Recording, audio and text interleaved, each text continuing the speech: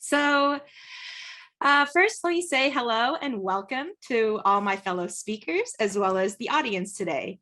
I am Engineer Bunny, and I will be your moderator for today's panel, where we will be discussing spawning esports culture.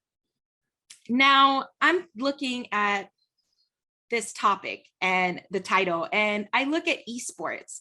Now, I think back to the industry back in 2011 when esports wasn't even a term. Back when I was competing, I entered this industry maybe 2011, a little bit earlier, but then I look at it today where we don't even just have PC hardware, let's say, for example, computer hardware sponsors. We also have sponsors in fashion, going into, other companies that have no relation to gaming or esports. Not only that, but the huge evolution has turned it into a term that is not just, and I quote, playing games. It is now an actual recognized legitimate sport with so much growing talent around the world, something I probably would have never imagined would have been a possibility back in 2011.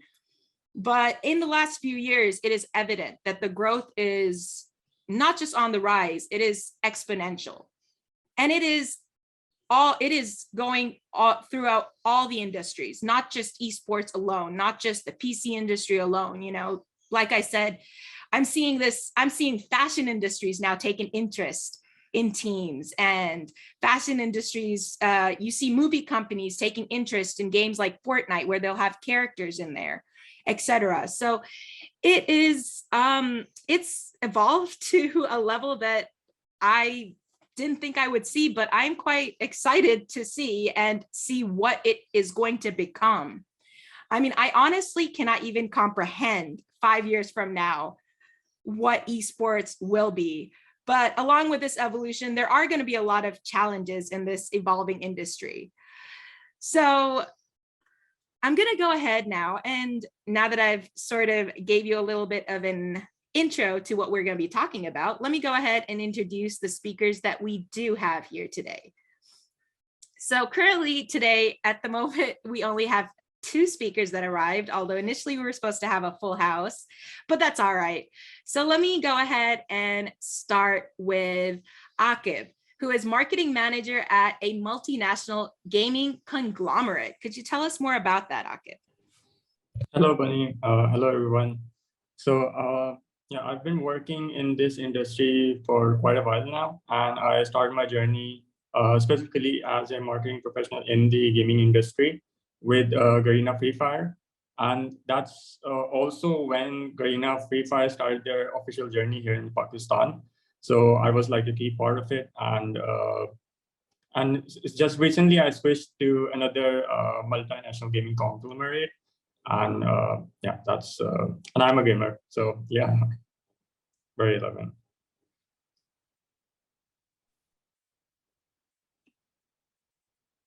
On to you, Bunny.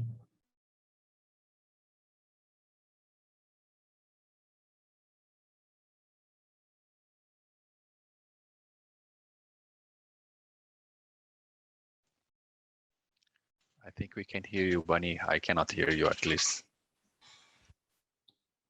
Yeah, I think your mic is on mute. Oh, goodness. All right. Was it since Akib stopped talking? Yes. My bad. Technical issues, part of the job. All right.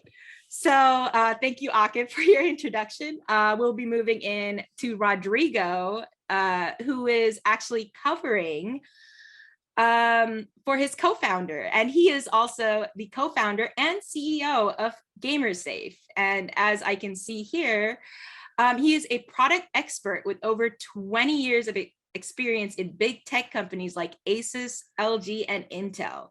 He believes in safe and fair play experiences, and they are essential and within gaming and esports. Tell us more about that, Rodrigo. Well, yeah, you gave a little bit of introduction of myself. I had a very traditional corporate career in big tech companies.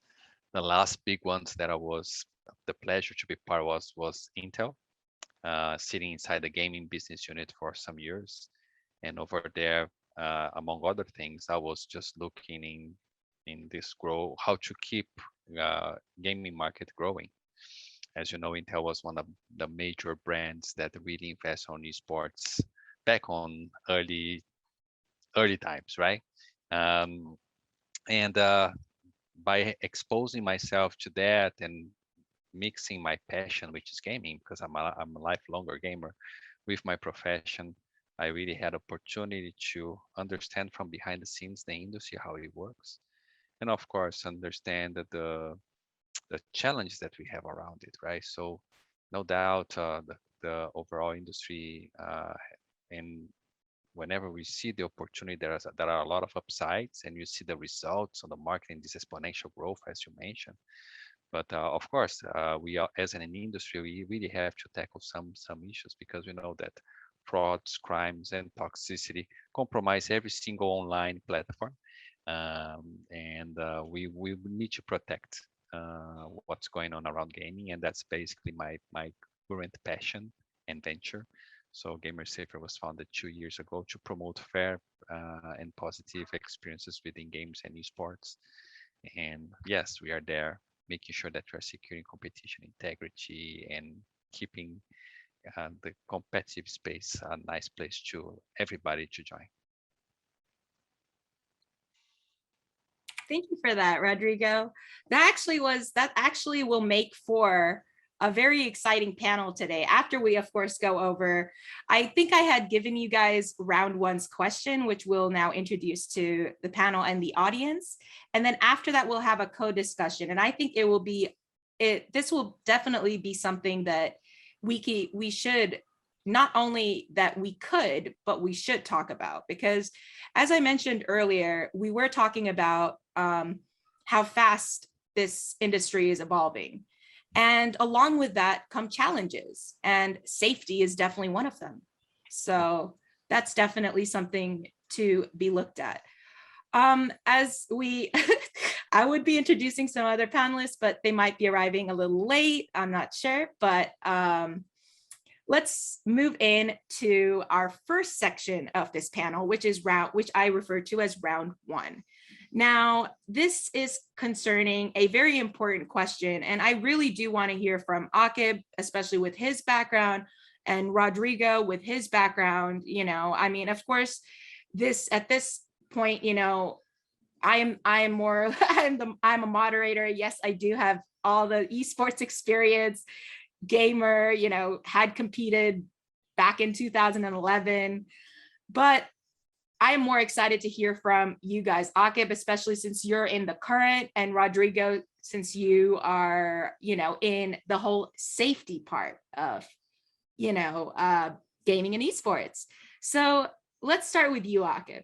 What are your thoughts and suggestions about this exponential rise and advancement of esports in the past few years?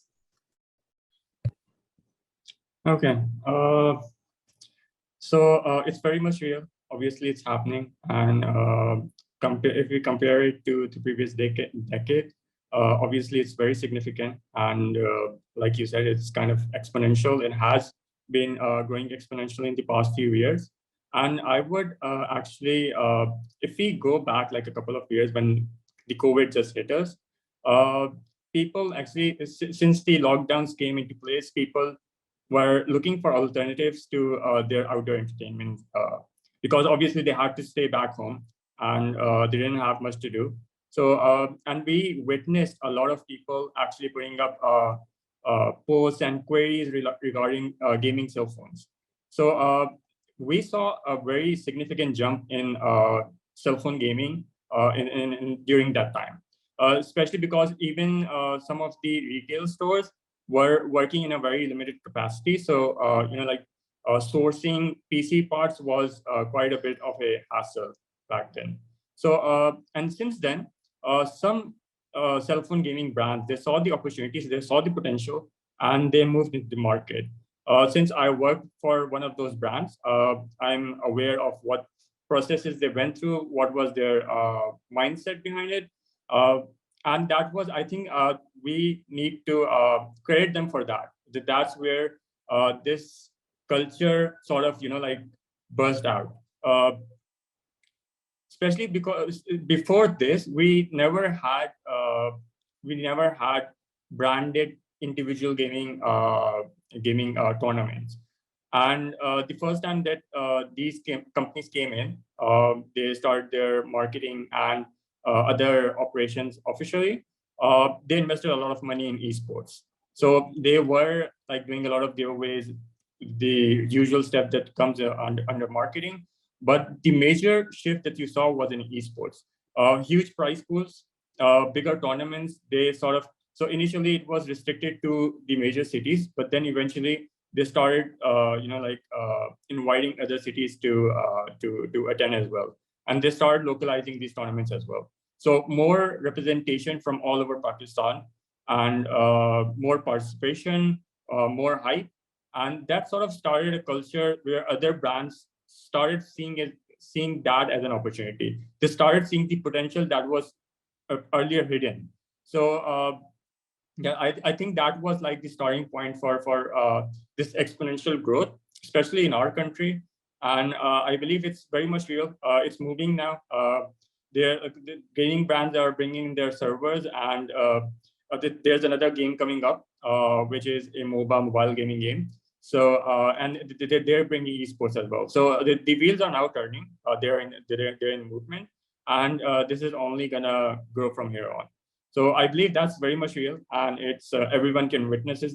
There's no denying that the growth has been very exponential in the past couple of years. All right, thank you for that, Akib. And yes, you're absolutely right. It actually was very interesting to see your view from it, going in to the smaller cities. How about you, Rodrigo? What are your thoughts and suggestions about this exponential rise and advancement of esports in the past few years? Yeah, I think we have to really understand that we are in this moment that it looks like a perfect storm, right?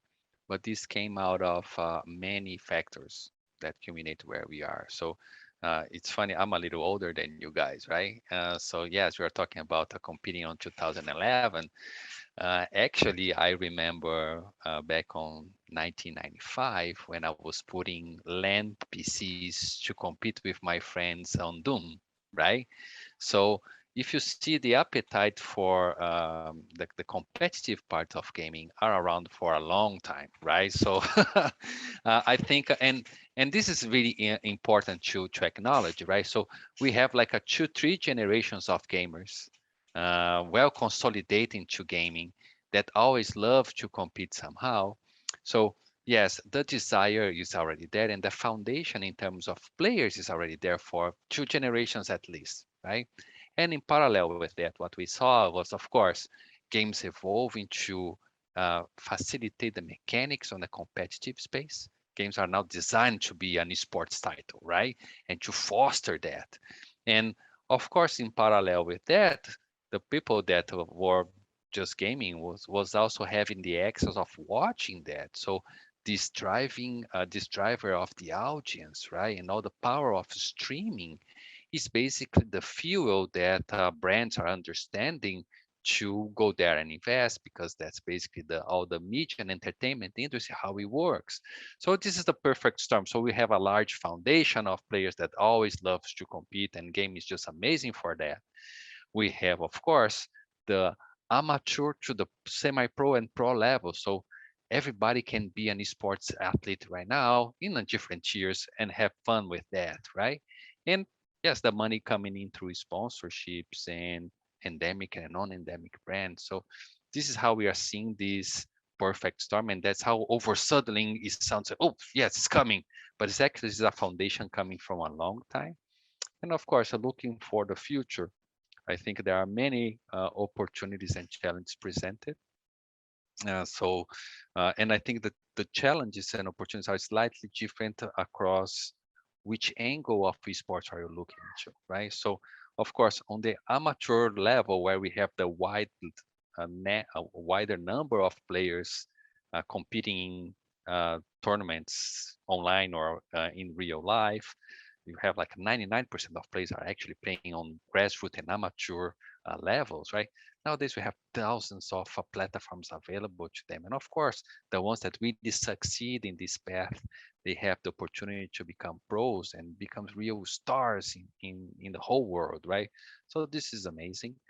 On each scale of the esports spectrum, we have different challenges and opportunities for business, for companies, and I think that's basically what we're seeing. So a lot of opportunities popping up in different angles. Absolutely, Rodrigo. Absolutely. Okay, so there was one thing that definitely caught my ears when you were talking that made me reminiscent and actually laugh about, because that means you're probably in my dad's category ish. Because when I was a little kid in diapers, my dad would seat me on his lap as he played Doom. And a little bit later, he gave me his older PC. We connected it via LAN, and I competed with Duke Nukem 3D with him via LAN as a little baby in diapers. And that's probably where my gaming love began.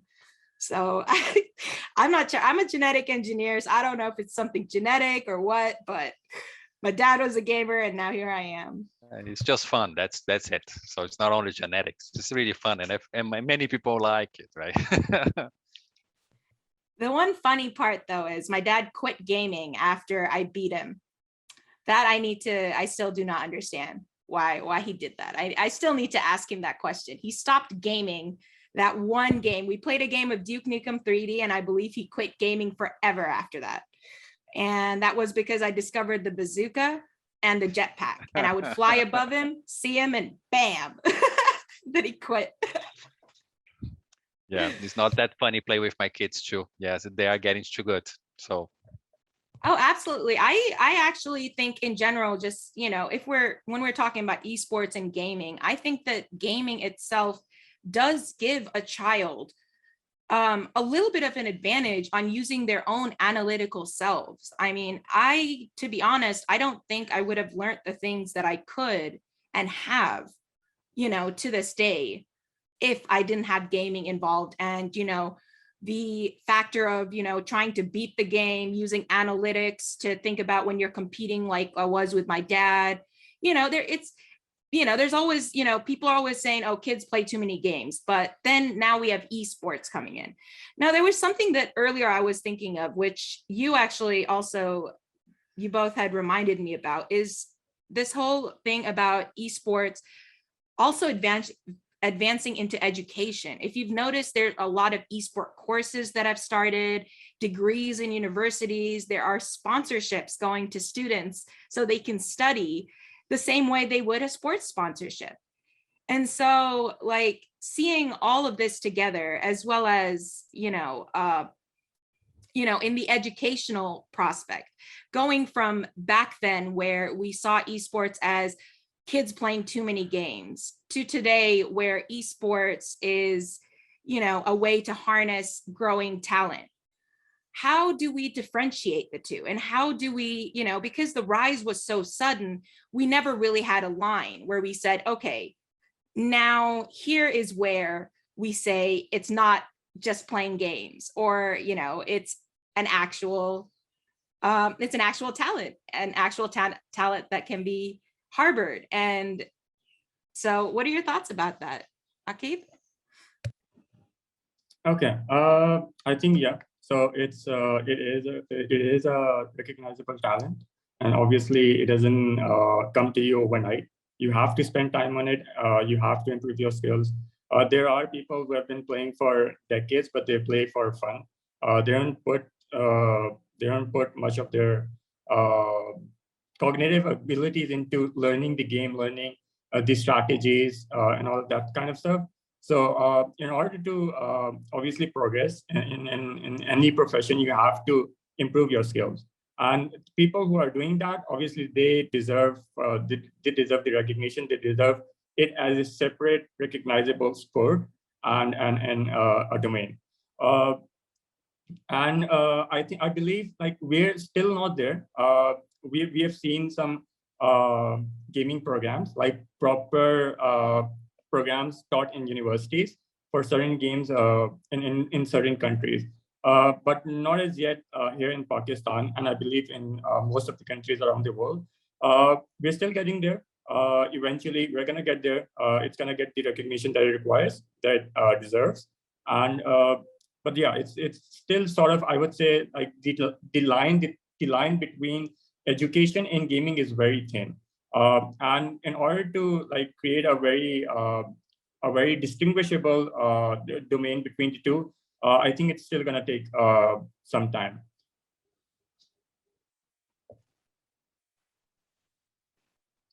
You're on mute, You're on mute, Bunny. Bunny.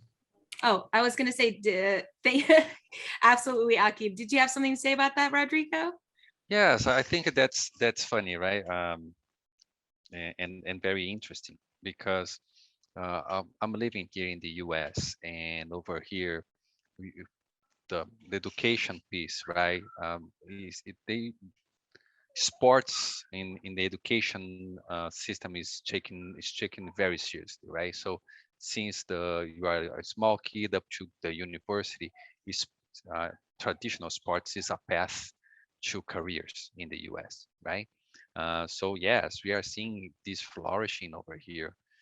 Since mid schools, high schools, up to university level, you are seeing a lot of institutions really promoting esports as one of their traditional sports and giving access to education to many players around the country with scholarships and so on. And this is just amazing. Of course, whenever I see the talents playing on the university level here in the US right now, of course they are very good, but they are not really the top listed among the main teams in the sport, right? But what we really have technology is that, right? We have this whole generation of players that are competing while they are studying, and with that, we are not only creating professional players, but we are creating the foundation of a bigger industry. So yes, they go through the college, they go through the university, they learn other things besides just playing games, right? They are not just training, they are seeing arts, they are seeing gaming development, they are doing business, marketing, and many other capabilities. So they do have this opportunity of being close to something they like while they are developing other learnings and skills. And of course, this fuel back to the industry. So yes, right now, whenever I'm opening a position at my company, for example, over suddenly I'm seeing students that just graduate from the universities and they really have a very solid experience with gaming and esports because they did have this opportunity, and that's amazing for the industry. Absolutely. That is like, just hearing that is, I wish that was there back in my day. I do see your hand, Akib. What would you like to say? Please go on. Go ahead. So I just wanted to add in something. So it also comes down to your cultural acceptability, how well your culture accepts gaming as a profession. And I think with the growth of esports, it's very much gonna be the acceptability is gonna increase with time. So earlier there were like I've personally witnessed parents and I'm not talking about my parents. I've witnessed others' parents who used to disapprove of gaming as a profession. And slowly and gradually, and these people came from a very conventional background. But slowly and eventually, as their children went into esports, they started winning huge prizes. They started getting sponsorships. Their mindset sort of started changing, and I think that's where the acceptability starts increasing with the increase in your esports penetration in the country. Also, other than that, if we talk about the acceptability, this culture of esport as a profession uh, in schools. There are certain ways that you can influence the the uh, the moderators, the people who are responsible for devising the curriculum. So recently they started like school drives where they would go to different schools. They would conduct their activation, and in return to whoever wins at their game, They would have certain challenges, they would have certain activities, and the winners would get a scholarship. So I think that that's one way of like influencing them to accept it as a very very doable profession in the country. So I think it also comes down to cultural acceptability, and I think with the growth of esports, that's gonna settle as well. I completely agree with you there, Akib. I mean, I'm not going to say that, my parents didn't tell me I was playing too many video games, but my mother adapted. She understood that if I said I'm in a Dota game, it's impossible. I don't know. It's really strange. So even now, our code word, if I'm busy in something and I can't stop, it's I'm in a Dota game. That's her best understanding of that, I'm doing something important that involves, esports and whatnot. I see you laughing there, Rodrigo. Did you play Dota at some point? Yes, I'm not sure. I'm not sure if my background is Dota, but yes, I completely understand you. But yeah, so now earlier we were discussing about safety concerning, especially since we have Rodrigo here as well. I know that Akib was talking about, it starting to become culturally accepted here, not yet so much. Now, how can we proceed going into the next 5 years, let's say, with knowing that this growth is going to be even more exponential? How can we go into it with safety in mind? That's a great question, and thanks for that. Right, I think it's important as an industry, right? We acknowledge that is what are our values, right?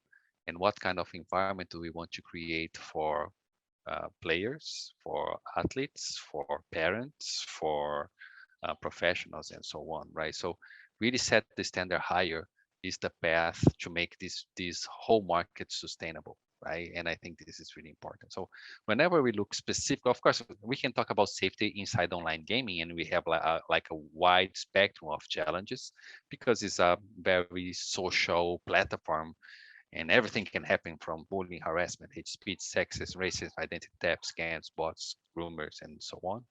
But whenever we look specifically on esports, right, I think the key point for esports is around the competition integrity, right?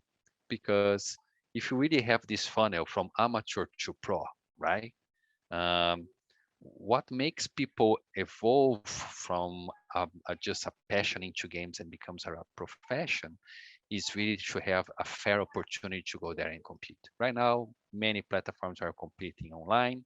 You have a bunch of cheating outside, right? So if you don't really put a great guardrails around competition integrity, what happens is this path to pro is compromised because let me say you, Bunny, you are doing pretty well. You play your games and you are evolving as a gamer, as a player, and your skills.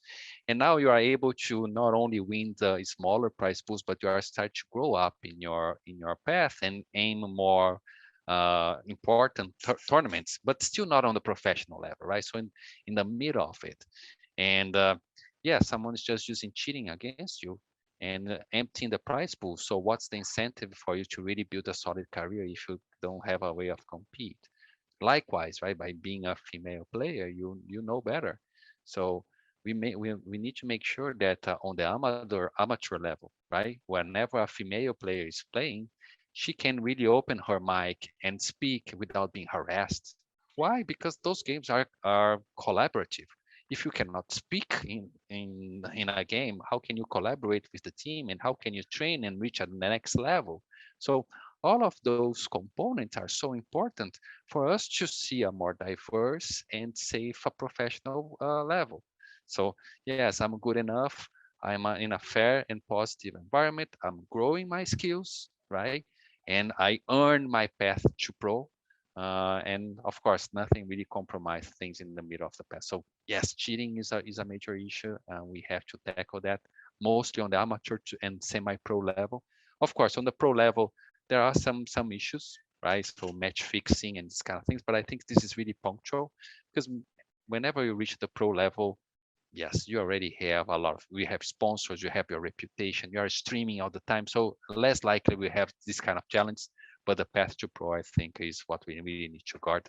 But I'd love to hear a key points of view on it.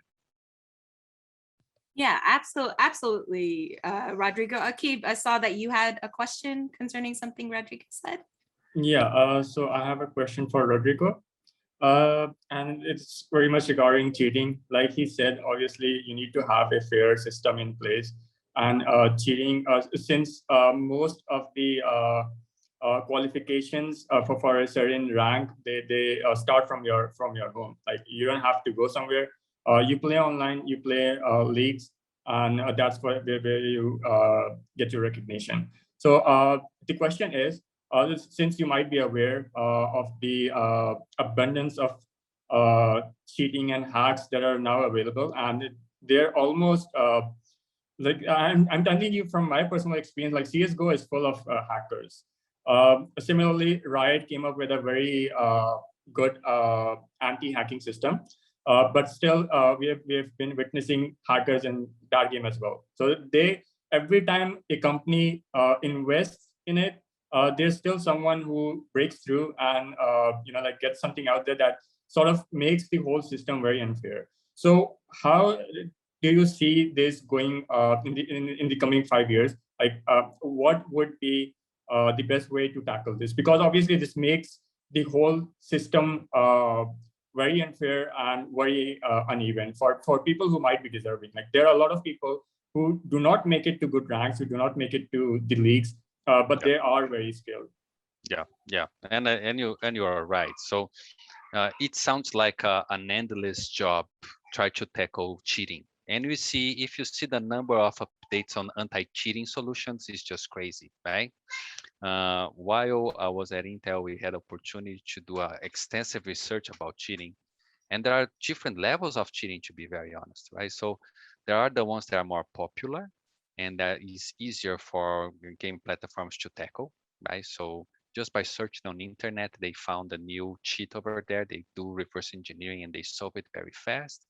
But there are also professional cheating solutions, which they sell to a very small number of players, right? So it's very hard for the publishers to get to understand what's going on timely. Um, so the way that we believe this could be tackled, and that's basically the gamer safer value proposition from esports, is anti-cheating solutions are important, yes, but anti-cheaters are also important. So basically, our way of looking to that is if I can verify and authenticate the player before they join a match, I'm really tying that gaming account to a real person. So if this real person cheats under any platform, right? This is a strong alert that this person not will be welcome to that specific competitive space. Because right now what we have is we have a lot of ban evasions, right? So if you have a game tag and you are using any cheat, yeah, so once in a while you will be banned from the community, but nothing really prevents you to create a new account and 2 minutes later come back and try to empty the prize pool again, right? So what we do at GamerSafe is exactly that. We tie all the accounts to a real person, right? So we keep the player anonymity, which is super important in terms of privacy and so on. But if this person is a cheater and he's banned from a platform, we can make sure this person won't be able to come back. So how we avoid duplicate. So identity related frauds are the most common within esports on cheating piece. So how we avoid the duplicate accounts, fake accounts, smurfing sometimes are really the way to make this amateur to semi-pro to flourish, in my opinion. I completely agree with you, Rodrigo. Unfortunately, I do know this that currently this new generation of talent that we have, they actually see smurfing as an advantage where they use it as practicing, although I disapprove of it. I think that, and I think it's a great point, right? So there is some legit ways of using smurfing, right? So for example, I want to train in a new position or with a new combination or a new character, and I just don't want to screw up my stats, right? So I understand someone doing this, or come on, my friends are very low level. I wanted to play with them, and with my level, the matching is not there. So for those reasons, I think it's okay, to be very honest. I think the key point is Absolutely. what is just wrong is, okay, I'm a level 30 player on League of Legends, and there is this amateur tournament that's up to level 10, and I got a Smurfette account and go there and destroy everyone because I'm way better than them, and this is really compromised thing. So yes, I think there are some ways that we can consider smurfing, but come on, if we're playing a prize pool tournament, yes, smurfing is not cool. Oh, absolutely. I think that that should even like actually the technical term for what smurfing is shouldn't it should be there should be another word for these sort of practice accounts, not smurfing. There should be another term invented, and perhaps have them associated with their actual accounts so people know that these are those people. They just don't want to show themselves, that they're big names. They don't want to be out there with their big names. Now, I do have some questions from the audience for you guys. Let me start with you, Akib. So we have a question over here. What are the difficulties esports industry leaders face at present? Don't you think esports should be dealt by a ministry so policies could be made and implemented to grow this industry in Pakistan? Okay. Thank you for the question, Tahir. Yeah, there are a lot of challenges presently as we speak of esports in Pakistan. But recently, if you saw like ministry, so slowly and gradually, I can tell you from my experience that the government of Pakistan is coming on board with different brands, and they are cooperating. Eventually, when the whole thing grows, they are going to come up with policies. As of now, obviously, internally, if we talk about ourselves, if we talk about communities, it's being treated as a proper profession. But if we talk about as a whole, as like if we talk it from the perspective of cultural acceptability, it's still not a profession in Pakistan. So once it grows, which it will eventually, it's growing really fast. The government is going to come up with policies. They are collaborating with different brands on and off. They did one recently with Garena Free Fire, and they're doing it with other brands as well. So yes, it's gonna be there, and the challenges are also there. But compared, if we go back a couple of years, the challenges have drastically reduced. They have gone down, and institutions are now more cooperative. Even universities and schools, if you go to them, most of them are pretty much okay with like having us on board with them and conducting our BTL activities and even holding competitions on their campuses. So I think in terms of that, the challenges are coming down. There's still some challenges, but yes, eventually they are going to be gone forever. I hope that answers your question. Yes, Let yes, me know it if you does. have. I believe it should. It was an audience question. It wasn't a question for me, but I hope that answers your question, Tahir. Rodrigo, you did have your hand raised at one point. Yes, I would love to hear from Akiba about the point and just adding on what he was talking, right? So I live in the US, but I'm originally from Brazil, and I'm seeing the overall sports scene over there being transformed by the democratization process of esports through mobile, right? And local governments really looking into that as a very powerful social tool, right, to transform the reality of a lower income kids that now has access to this amazing world through the mobile scene. So many times we talk about sports, we think about consoles, we talk about PCs, but back in Brazil, Southeast Asia, the power of the mobile scene is so important, and this becomes like a social changing tool. But I would love to hear the Akib perspective about that impact. All right, Akib, go for it. Okay. Yes, that is very much happening. And if we talk about, so you were talking about sorry, I'm phasing out for a little bit over here. Can you just repeat your question once more? Yeah, my question, if you see the local governments understanding gaming as a social transformation tool to really change the lives of the younger generations. Okay, got it, got it. Okay, so if we talk about Pakistan in specific, yes, we have had a number of documentaries here, even in India. So there were streamers who started right from the bottom, and now they are really huge. They're making a good income. They're earning for their families. Their whole social, their whole social, how would you put it? So their overall condition has improved. So they came from slums and suburban areas. Now they're living in cities. So obviously their overall condition, economic condition, has improved quite a bit. And obviously the government sees that as an opportunity to uplift, to deal with poverty. And since that is a very widespread issue in Pakistan, yes, government sees it as a very effective way of dealing with it. Obviously, you cannot expect it to reduce poverty very significantly, but to some extent, because obviously gaming is still a limited niche. But to some extent, obviously, you're helping the system by doing that. So the government sees it as an opportunity, and we have seen a number of streamers. I've personally met some streamers who come from a very poor background, and now they're doing really good for their families and for themselves. And it's not just that.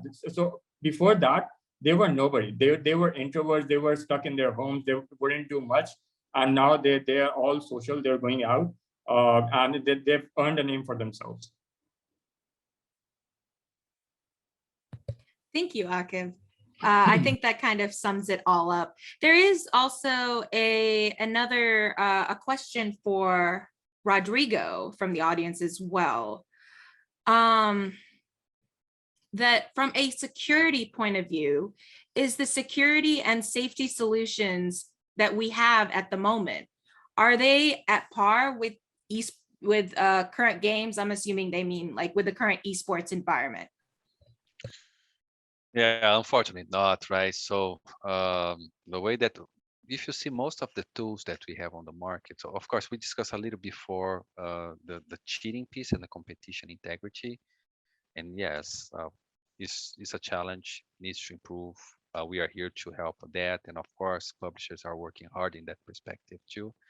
But we also have the rest of the challenges, right? So, and this happens across multiplayer games and esports, which is what those disruptive behaviors looks like, right? And the impact on players about it, and what kind of tools the industry have nowadays to tackle that.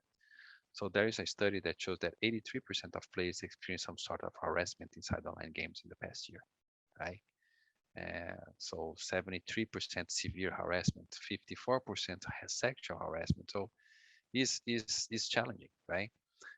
What kind of tools do the industry use right now to try to tackle that?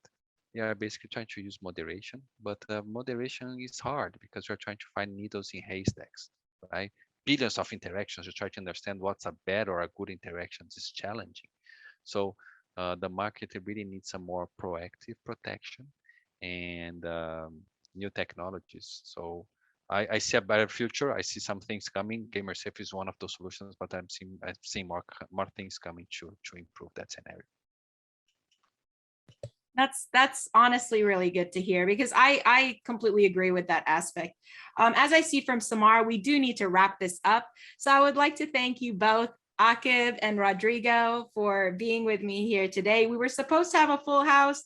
It was just the three of us instead, and I think it worked out wonderfully. We were able to have some really important conversations that are definitely a must-have, especially now with the rise of esports.